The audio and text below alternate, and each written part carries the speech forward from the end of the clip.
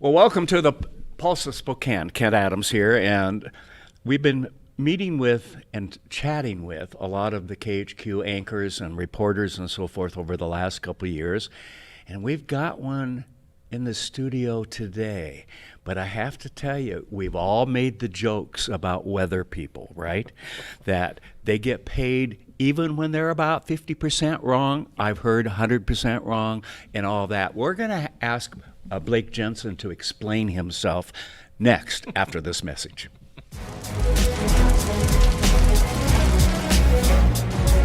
Well, this is Loomsday in Spokane. We got about 40 firefighters and their friends and family handing out 40,000 cups of water as the day goes by. It's a very good opportunity to see the public and support them and help them out and cheer them on during Bloomsday. It's one of the best things about Spokane is that we have these major events and the whole community comes together not just to participate but to volunteer and show that they really care about our city and making our city look great. This type of an event really is emblematic of Spokane because so many people get involved. We have 50,000 people probably running this race. Always has been a very huge event. Right now we're at the corner of Broadway and Nettleton. It's the last water station before the finish, so people are pretty much dehydrated by the time they get to us. They really need our water. The water stations are a vital part, especially on warm days like today. It's real important that we have the volunteers to help with that. Without the volunteers, Bloomsday wouldn't exist. All up and down the course, there are people that are involved in this celebration. It really is a celebration of what Spokane's all about.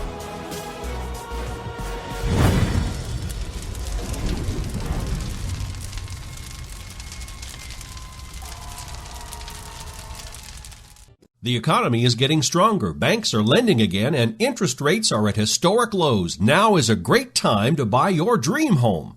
The caring and knowledgeable professionals at Homes for You have been helping people just like you for over 20 years. They take the time to listen to what you want and will help you find just the right home in Washington or Idaho. Real estate is what we do at Homes for You, 928-5782, or visit online at homes4uspokane.com. Well, welcome back.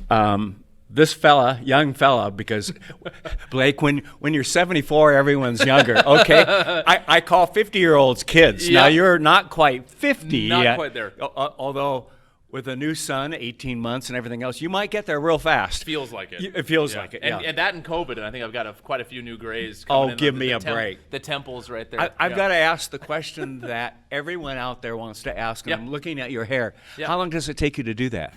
0 time. Oh, really? Yeah. You sleep that way? Do you want to see the routine? Sure. I can show you the routine. So, because I get this question a lot, people go, "What do you put in your hair? How does your hair do that?" Yeah. I go like this. I get out of the shower. Yeah. So here it is. Yeah. Okay. You see it? Yeah. Out of the shower. Yeah. I go like that. Yeah. Kind of pat it down. And the part falls right into place. How's it look? You don't put any gel on it or anything? Sometimes when I'm about to go on air, Yeah, I will put a just little bit in there. Like me, I was noticing in Yeah. the mirror, a couple of things are up, and For me, it's the curls. If Yeah. I don't put anything in it, it's the curls. But right now, there's nothing in it, and this is just au natural, if you will. Okay. But yeah, it's and I don't know what it is, but this everyone I kind of get a lot of guff about the part because I guess that's not a Yes, a thing that was going to go see there very next often. because my Yeah. wife always points. That's the same part. Yeah. Yeah, he's Yeah. never changed it. No, and it's just too natural. It's too hard in there, and it's not me cutting it that way. It's just that's how it Yeah. goes. And it's funny now to look at my son, and it's just a hard Jensen line that's always been there, and he's got it now too. So it comes in pretty clearly. Okay, now I'm going to ask a tough question here. Uh-oh. Really tough question. Okay. What do you enjoy most? And I'm going to give you some choices. Oh, okay. Multiple choice. Yes. Yep. TV, doing the weather, Okay. basically the weather. Spending time with the family, Mm-hmm. and I'm thinking of your wife and your son. Yep. And so how do you compare all of those? Because I know enough about you that you're a family man. Big time. Okay, And, yeah. and so that will And you always, took off time Yeah. when he was born. That will always be my priority. Good. And this is a question that that does get it's something that I've been asking myself a lot lately. Yes. Actually, because in all honesty, it's a balancing act, and everything in life is a balancing act. No and kidding. We all know that. Yes. But it didn't have to be before, Yeah. really, right? I mean, Yeah. it's always with your spouse, with your significant other. Of course. But then there's something more to it when that child is here. Yeah. And so for me, it's been a balancing act of who I am on TV, and I always try to be exactly myself. You are yourself. Yeah. We all know that. And so it's I try to be myself as much as I can, but at the same time protect a little bit of that for the family as well. And that is my number one priority is the family. Absolutely. But tying into the weather, I love that too, and we can get into that whole background because it was kind of accidental that I got into weather. First time we met was literally over the phone. Yep. I haven't even met you until today. Exactly. Okay? Yeah. And I thought it was funny when I sent the email and said, you may not remember me. And that's like 6 or 7 years ago. It's not like you don't meet thousands of people and all of that. Yep. And so. No, we did a radio interview. We did on the weather Yep. when we were up at KGRB doing Boomer Radio. Yep. And some of the guys, the tech guys from KHQ also work there. And of course, I learn all about you. Like, do you know how much of a weather nerd he is? Yeah. Yeah, I kind of detected that. and I remember asking, like in September, beginning of September, what kind of a winter are we going to have? Oh, I don't know, Kent. But I'll look it up and find out and get back to you. I mean, that just told me everything I needed to know about you. Yep. Since then, you become a father. Yeah. And Brooks is his name, Brooks, right? Yeah. Brooks. Yeah. Brooks William. You just smile when we say that. Yeah. It's a fun story because everyone thinks that, and I don't know if you saw this, but when Garth Brooks came to town, everybody that's close to me knows that I am a diehard Garth Brooks fan ever since I was a little kid. So the station came to me and said, we know how much you love Garth, and we want you to go interview Garth when he comes to town. Oh, my gosh. I got so excited, I started tearing up. And I had to try not to fanboy out when I finally got to meet him. Yeah. But so everybody saw that interaction when the station told me that I got to be the one that interviewed Garth Brooks. And so everyone now assumes that we named him after Brooks or after Garth Brooks. Right. But I have to go on the record and make it very, very clear that was my wife's choice of names. The way we did it was we came up with kind of our individual top three and then whittled that down to the top two, top one.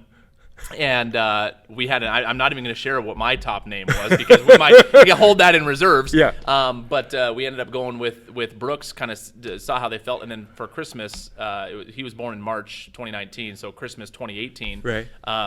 I had a present under the tree for her that was addressed to Brooks, and that was kind of how I conceded the name because I was okay with it, and I get to still tell people, yeah, sure, yeah, he was named after Garth or a big golfer, Brooks Koepka, or Brook Trout, so fly fisherman. So you got all these little things that we can say he's named after, but in reality, I got to go on the record and say that was Mrs. Jensen's call. Well, I'll have to tell you, I did a little research on you, and I don't usually do that. I just ask questions, but hopefully it didn't turn up anything. Yeah. Well, it did a lot.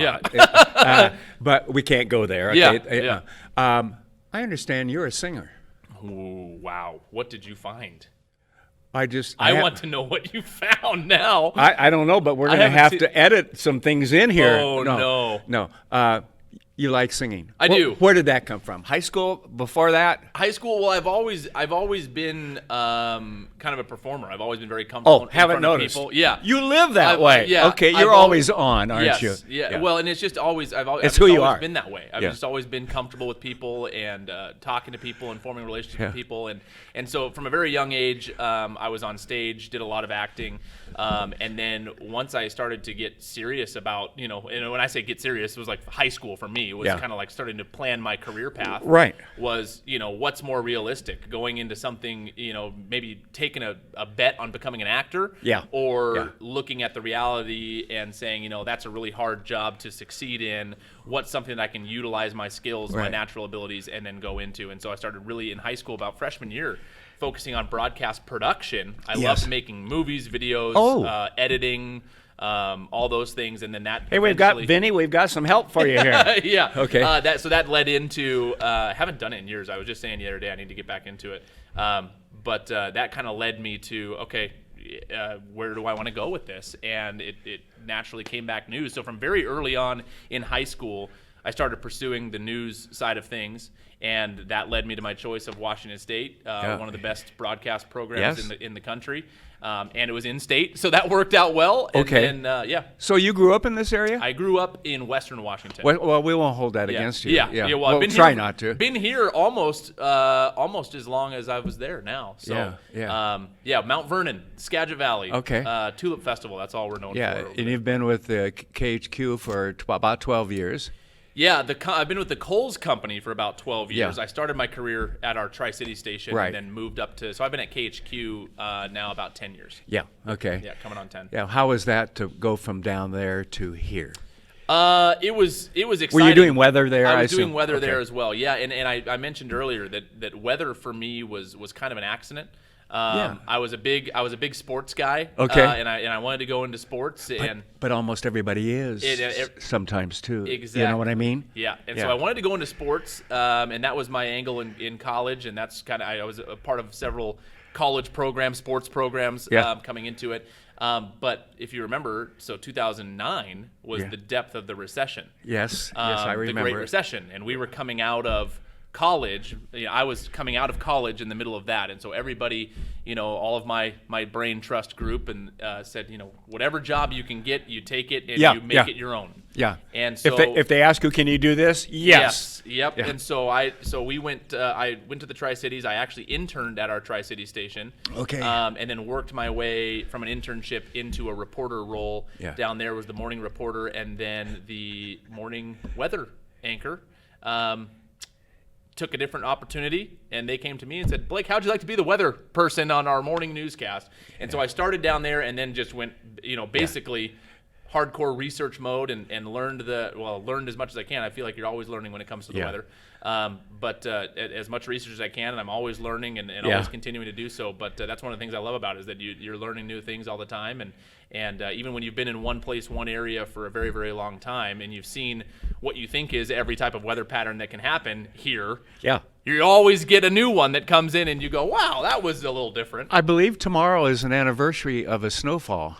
Yeah, well, tonight. Tonight? Okay. And oh, man, that one I remember watching. And I say that because someone sent me a picture on the 9th of what their car looked like and so forth. Yep. Yeah. That was a fun one. And so will you be mentioning that tonight on the news? Well, we might have gone a little early on it yesterday. Oh, okay. We mentioned it because we got to into the 80s yesterday. Oh, so okay. Talk about the juxtaposition in between 2 years where it was snowing. I think it was all said and done. I'm looking at the numbers in my head right now. It was all storm total was 3.6 inches officially at the airport from this one. And a wet snow on snow. trees with leaves, which is a deadly combination. And I remember the messaging for that system as well because it had already snowed twice before. Yes. Right? September 28th, September 29th last year it had snowed, and it was like, oh, this is weird. But they were small events, an inch, and then it was gone by the next morning. Right. But then this one came in, and we didn't, and this was one of the new ones, right? We are not used to having snow in late September, early October. No. We're not used to the effects that might have on the trees because normally when it snows, most of the leaves are gone. The leaves are gone. Yeah. And so we didn't really consider as much, this is going to be a huge issue with the trees, the leaves, because it's something that we had never seen before. Yeah. And it became a big issue. Yeah. Obviously. It did. And it was, I remember getting home that night, watching that system come in. And the conversation all day had been, it's going to be about 33 degrees. So how much of this is actually going to stick? But that's ended up being what the problem was, is it had rained first. Yeah. Everything was wet. Yes. And then you had the wet snow. The wet snow. And so everything was soaked. Which is always heavy. Yeah. It just is. Yep. WSU. Yeah. Die hard.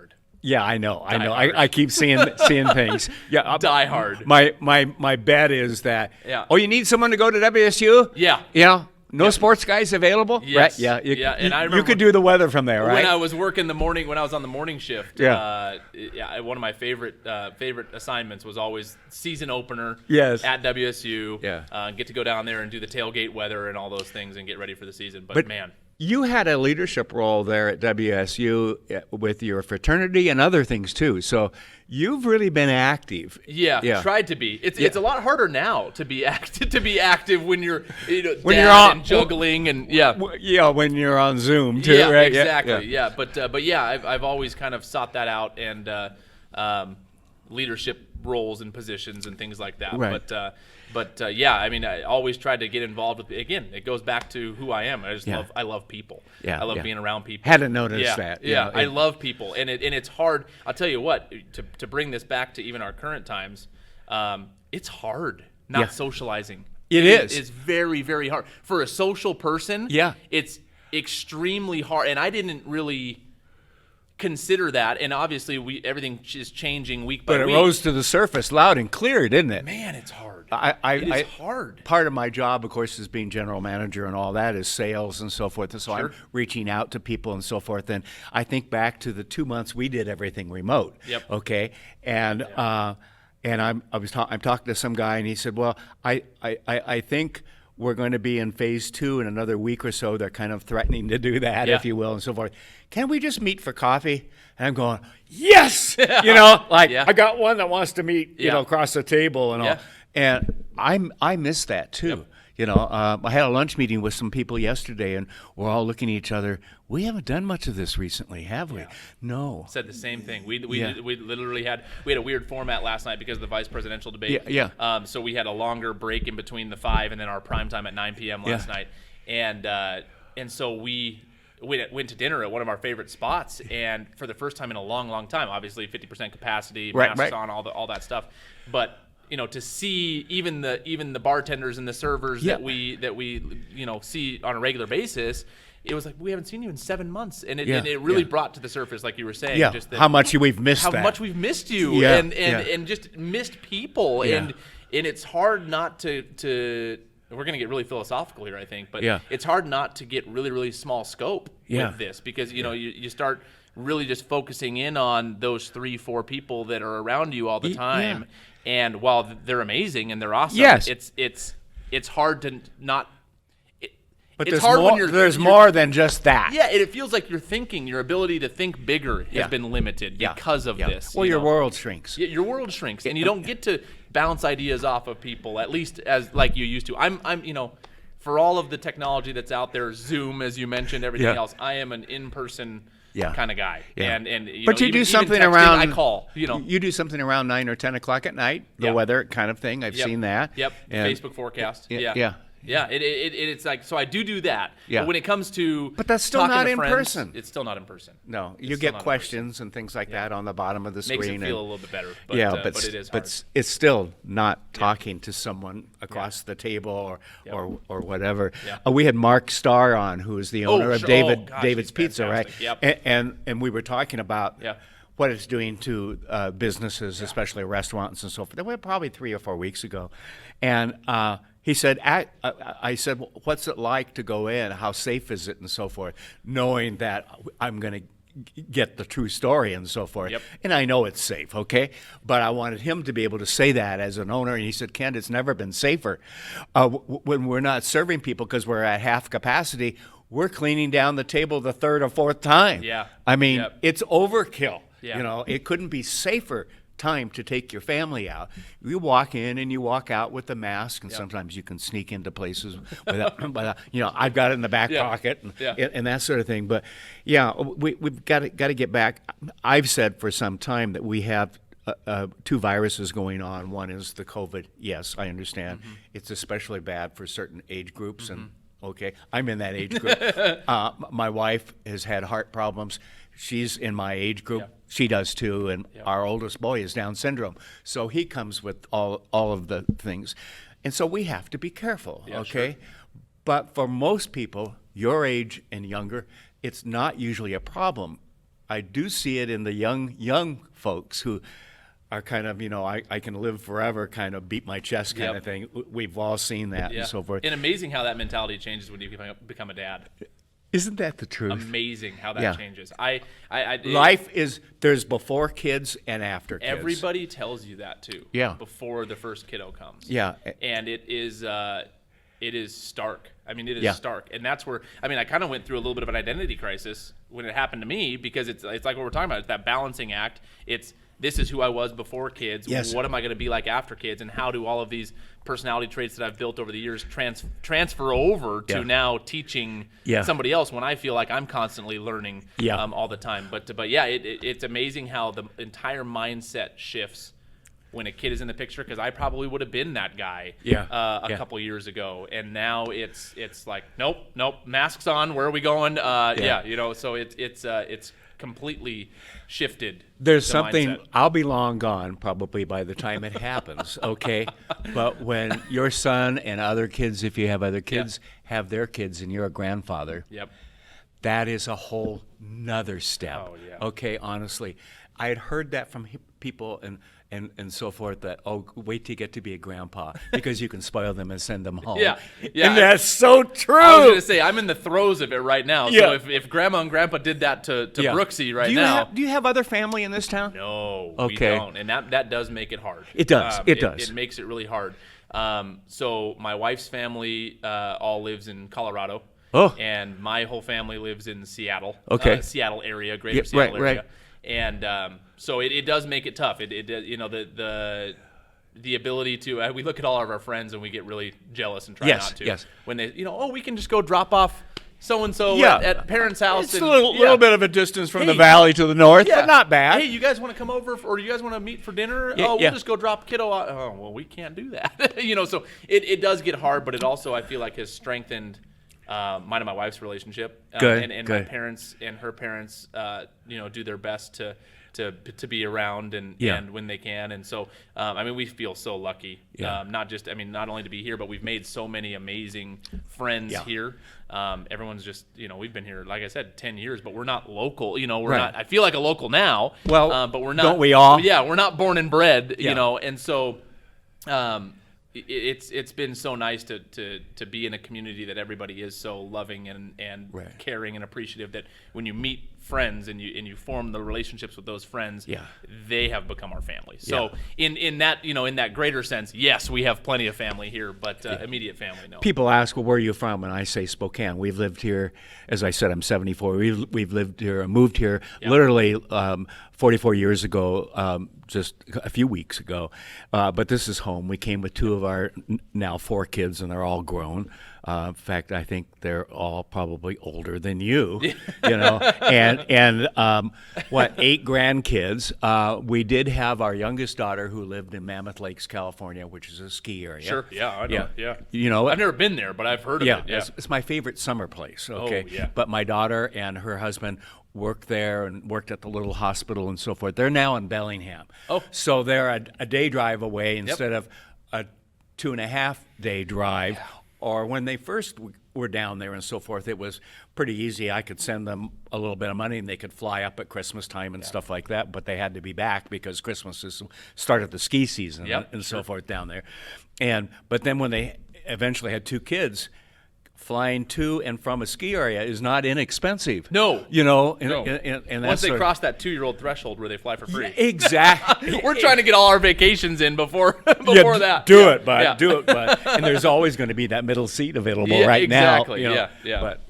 But so it's nice. So we came to town with no family. Yeah. And that is tough. It took us a while. The good news is, like with you coming to this town, you're in an industry where you get to meet a lot of people. Yeah. And I worked for the Chamber of Commerce and Communications at the time, so I met everybody. Yeah. That kind of thing. And so you develop friendships and so forth. But I love this town. Yeah. Oh. It's nothing like.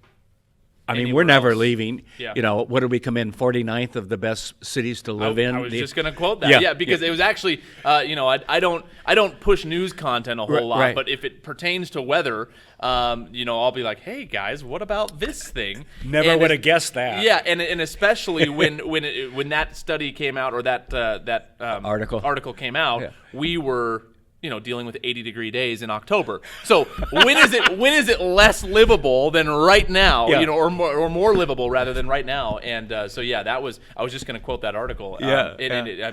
Truly, I've lived now safely in about every corner of Washington State. Okay. And this is my, oh man, we love it here. This is home. And it's been 10 years, not 44, but Right. it's been 10 years and it already You weren't feels even born like 44 home. years ago, No, were you? no, Yeah, we don't want to go there. Okay. Dan reminds me of that a lot. Yeah, I know.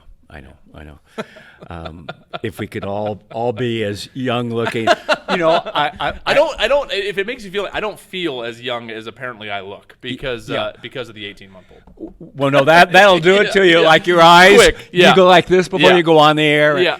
Yeah. Stretch it out. I laugh because, and this isn't true today, but back when I was your age and younger, I think I had to be carded until I was like 30. Yeah. Yeah. Because I always look younger than Yeah. my age. Baby face. That doesn't work anymore. But Yeah. but so enjoy it while you can, Yeah. because someday you'll be all gray. Yeah. Although I tell people I gray my hair just to look distinguished. I think I need to start exercising more. I think that's what it is, and it's hard when it's hard when you're running around and work a weird schedule and all that COVID, kind of stuff. I put the And required COVID too. 12 to 15 pounds on. Well, COVID-19, but the COVID-20, right? Is what the is the COVID-20 is what you gain through it. That and not me. But yeah, I just need to start. Oh, man. Yeah. So maybe what- that'll make me feel younger. Yeah. So what's next for you? What job do you want? You want Neil's job as general manager? Oh, I do not want Neil's job as general manager. Okay. That would be the last thing on my list. What do you think of Neil? Because you know he's going to watch. Neil. Yeah, Love Neil. That's Yeah, the line I love get Neil. from everybody. Neil is our general manager. Well, actually, Neil and I go way back. Everybody has to look at the note. What do I have to say this about Neil? I love Neil. Yeah. So, well, he's the one that recruited you up here. He is. He told me and that. so that has been my relationship with KHQ started with Neil. Yeah. And it has only grown from there with him. And as he's grown, it's been fun to watch Yes. that and know that the person that believed in me and trusted me and had faith in me to come up here is the person that's now in one of the biggest leadership roles at our station. And he's an awesome guy. He's always had my back. I have so much respect for him. I get to have lunch with him every 4 or 5 weeks. Yeah. The next one coming up is this coming Monday. Yeah, well, nice, yeah. So I get to hear things that I can't repeat. Yeah, Okay. yeah. He has never said anything but nice things about you. Well, that's good. Okay. That's Yeah, good to know. yeah, That's yeah. good to know. Yeah, well, and he. So you can take that little pin under his tires off when you Yeah, get back to the yeah. station. Yeah, he is awesome. He's so knowledgeable. He is. He really is. Yep. And he's constantly helping us with things, and Yep. we're doing some things together. Like when we did the Valley debates, KHQ streamed it live Yep. on our Facebook Yep. and things like that. And of course, I'll bring up some more things come Monday. Yeah. I'm buying lunch, so I can Yeah. I can push. Here's some more ideas for you. Yeah, I've got several. Yeah. Actually, I was going to bring them up last time, and someone asked me this morning, "Did you bring it up?" And I said, "No, he talked the whole time." So, So now you have to buy the lunch. yeah. So I have, but yeah, and Neil and I joke about what it's like for him and for the Coles family being one of probably a half dozen stations in the country that are locally owned, Yep. yes, affiliated with NBC, Yep. but not owned by a conglomerate. exactly. Everybody's Yeah. doing that, Yep. as you know, Sure. today. Sure. And his answer is, I'm not sure exactly where we'll be in 10 years. Yeah. Holding this ship together. Although I think he does a great job. KHQ News is number one and all of those things, Yeah. and I get that. But number of viewers on all of the stations are half or less when I sold there. Yeah. In town. Welcome to what's going on. So it's that new, innovative kinds of things that's going to make the difference, isn't it? And it is. And I have faith that will happen. Yeah. That there will be a transition. Well, he's the right guy to do it, He isn't is. he? Yes. But we've seen it. I mean, Yeah. we've seen it already. Yeah. And the scariest thing about this job, I think, when you're working in it, in just the broadcast world in general, Right. is that it does change. Yeah. It's constantly changing. And so I saw it, again, 2009 is when I first got into it. That was when Facebook was first starting to become a thing that we had to focus on. Okay, how do we get our stories onto Facebook? How do we get our stories onto Twitter? How do we do it effectively? We were learning as we went. Right. And I think that is, as long as you're open to learning and open to researching, it's going to look different probably in 5 to 10 years. And so when you say, what do you want to do, and where do you see yourself? Yeah, I see myself in Spokane. Okay, good, good. We love it here. This is your home now, isn't it? We love it here, and so I see myself in Spokane. Exactly what role? Yeah, couldn't tell you. Because it is going to change, and it is constantly changing. So, but I do. You're right. I do have faith in especially a guy like Neil and Patricia and the whole group there. Right. I mean, they've constantly been. You go back to even the start of the station. They've constantly been on the cutting edge. And one of the things that Neil says is that there's an advantage to being an O&O that you can pivot quicker. And there's not as much, going up the chain, like that. Well, you look at Krem, which used to be in competition, direct competition with KHQ to be number one 15 years ago or so, okay? Before my time, Yeah, before your time. And then you look at what they are now, they're way down third place, even if that, and I think they're going to go down from there. But they're bringing in these kids to do things that if they survive, they can maybe go on to one of the other Tegna stations, which bothers me in that we as a community don't get the integrity of some people with experience that stay. And, we're a city, we're a metropolitan area, but we're still a town. And people that watch, like I will watch tonight, watch you and Dan and Steph, those are all of our friends. We know who you are. Okay, and that stability does, I think, it does mean a lot. And we've, even at KHQ, we've seen that transition, because I can go back to, and that's part of the broadcast beast as well, is that people are able to move quickly in this industry, and so I think that comes back to finding. Finding the people, or not necessarily finding the people, because I think most of the people at the market, or all the people that I know at the different stations, fantastic people that love Spokane. It's being able to identify the people that are willing to stay, that want to stay, and the ones that do, they want to make it their home, and they want to make it their community. And there are others who want to make it on more of the national scene, and I get that. And that's fine. Goals too. And you know what? I go back to this is a quote that I always come back to as a kind of cornerstone moment in my career. Glenn Johnson, voice of the Cougs, mayor of Pullman. He was my broadcast professor when I was at WSU, and I was one of his last classes, I believe. And I remember him saying at one point, "There's going to be a moment in your career, because broadcast. Most people go into broadcast thinking, I want to be the next Al Roker. I want to be the next, Lester Holt. I want to be, I want to be on a national stage." That's what most people start out as. And Glenn, I remember very distinctly, said one time, he goes, "You might think that now." He goes, "At one point in your life, you're going to fall in love." And he said, "You're either going to fall in love with a person, or you're going to fall in love with a place.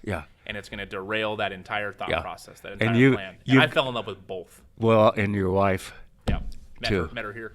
So I fell in love with both. I met her here in Spokane, fell in love with Spokane. We started our life here.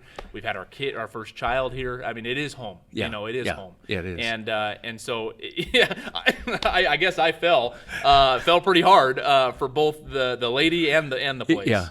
So, again, so lucky to be here. So, what are we going to hear tonight in the weather?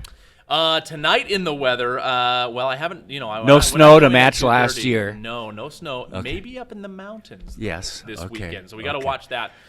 Everyone always says I go into my weather voice when I start talking about weather, but I just it's what I know. So I just go, I get into it. But I do have some hot breaking news for you. Oh, okay. Do you want some hot breaking news? I do. So, again, we all know that this weekend is going to be much different, right? At least if you've been watching. Yes, we do. Yeah. And you know who we blame. Hopefully, Hopefully my messaging has been there. But it's this weekend's going to be way different. And I think everybody got used to the 80s, which I caution against when it's October and we're getting used to the 80s, because even normal is 25 degrees cooler than what we're seeing now. So I hope that everyone is taking it as we're getting really spoiled here. We're getting not taking it for granted. But take the credit while you can. Exactly. Because it's going to go away. Even just getting back to the normal is going to be much, much colder. But hot breaking news. Because I'm already getting this question, and I want to go on the record, because, again, going back to winter forecasting. Yes. it's impossible to tell you exactly how much snow is going to fall 6 months out. Yeah. It just is, and people, I want to get that message out there. But what we do watch are those El Nino, La Nina, ENSO discussions of how our long-term weather pattern could be affected by weather patterns out in the Pacific. Right. And before I came over here today, I got the email update from NOAA this morning on the ENSO situation in the Pacific. Yes. 85% chance of a moderate to strong La Nina for us this year in the inland Northwest. And La Nina is the one that normally brings more snow and colder temperatures. We have a weather person. We've been in a neutral. We have a weather person who does our weather once a week and so forth. And by the way, he has a Tom Sherry picture signed. He wants a picture signed by you. I forgot to tell you. I was going to say I haven't heard of it. Yeah, easy. Yeah. Well, we'll have to do that. In fact, he was supposed to be here just to meet you. But that's what he said too. He's kind of saying that that's where things are headed, but he was waiting for the NOAA update, and he wanted to get closer to the middle of. Well, and it bumped up. It was at a 75% chance. Now we're at an 85% chance. Okay. And we are in a La Nina watch, meaning that this is the most likely scenario that's going to happen when you compare it to the other two, being a neutral or an El Nino. Yeah. So it is looking more and more likely that we are going to get a La Nina winter. Yeah. Now, again, what that means for us, because if you go and look at the individual monthly outlooks going forward into the winter, it's still showing warmer than average temperatures. Yeah. So if that's what sets up, who knows? It could be one of those situations where maybe lots of snow in the mountains, and maybe something like what we saw last winter where we'd get snowstorms, but then all that snow would melt in a day. Yeah. Which I loved last winter. Yeah, a little easier driving, isn't it? Oh my gosh, it was fantastic. Because perfect scenario. We sure are in that other season right now called construction on the streets, right? Oh man, even getting over here. Yeah, it only took you 2 days to get here from the north. Yeah. So that's the little hot bit that I had for you today, and I just got that notification. I love that. Morning, I love that. Yeah. How come I'm not surprised that you already know that? Yeah, well, dude, I know. It's you live just it 24/7. The phone and it's always right there. Blake, you are who I expected you to be. That's good. It is good. It is good. Because my wife and I have often said, because she'll ask me, well, do you know him? I said, only from a phone call and what Neil and others have said. That what you see on TV is who he is. Yeah. Don't expect anything different. And you are that. I love the fact that you love Spokane and all the things that go with that.